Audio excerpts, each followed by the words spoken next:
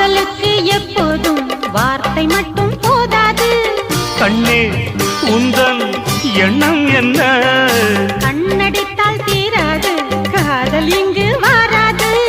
என்னை தந்தே இன்னும் என்ன?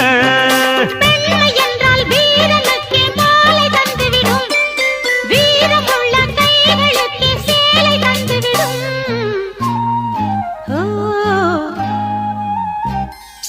பூவே உன்னை நேசித்தேன், பூக்கள் கொண்டு பூசித்தேன்,